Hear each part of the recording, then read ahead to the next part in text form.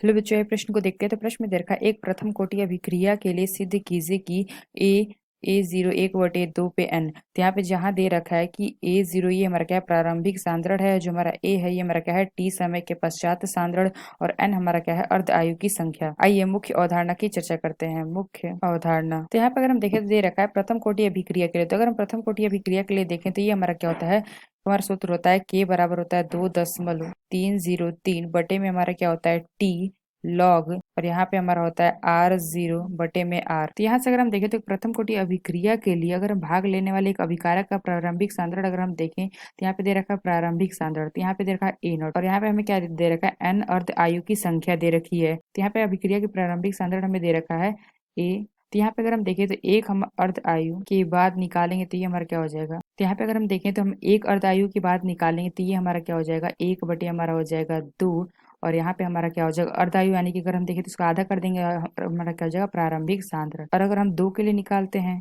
दो अर्ध आयु के बाद, तो ये हमारा क्या हो जाएगा, अगर हम देखें दो तो ये हमारा आ जाएगा एक बटे दो, और यहाँ से हमारा आ जाएगा प्रारंभिक सांद्रण, यानी कि अगर हम देखें तो ये हमारा हो जाएगा ए, यानी कि प्रारंभिक सांद्रण बटे में क्या हो जाएगा, दो का स्क्वायर। वैसे ही अगर हम देखें तो इसके लिए एन के लिए निकालेंगे, एन अर्धायु के बाद, तो ये हमारा क्या हो जाएगा, प्रारंभिक सांद्रण बटे में दो। तो यहाँ पे हमें क्या दे रखा है, टी समय के पश्चात सांद्रण। तो अगर हम टी समय के बाद पश्चात सांद्रण निकालेंगे तो ये हमारा क्या हो जाएगा, जो हमारा अर्धायु अगर हम देखें तो ये हमारा आ जाएगा टी समय के पश्चात, तो बराबर ये हमारा क्या आ जाएगा, प्रारंभिक सांद्रण, और ये हमारा हो जाएगा एक बटे दो, और एन अर्ध आयु के लिए। तो यहाँ पे दे रखा टी समय के पश्चात सांद्रण को किससे प्रदर्शित किया गया है, ए से। तो यानी अगर हम देखें तो यहाँ से हमारा क्या निकल के आ सकता है, ए बराबर हमारा क्या आ जाएगा, प्रारंभिक सांद्रण और एक बटे दो, और यहाँ पे एन। तो यही हमें सिद्ध करना था। तो यहाँ से अगर हम देखें तो जो हमें यहाँ पे सूत्र दे रखा है प्रथम कोटि अभिक्रिया के लिए, तो इसमें हमारा क्या होता है, टी हाफ यानी कि अर्ध आयु के लिए अगर हम निकालें तो या ये हमारा क्या हो जाएगा,